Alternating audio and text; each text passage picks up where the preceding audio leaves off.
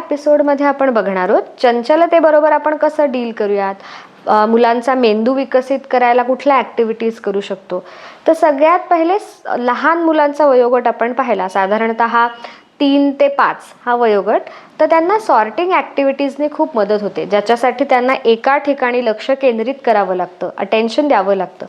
जसं की तुम्ही वेगवेगळ्या डाळी मिक्स केल्यात आणि त्या त्यांना वेगवेगळ्या बोल्समध्ये काढून ठेवायला सांगितल्यात.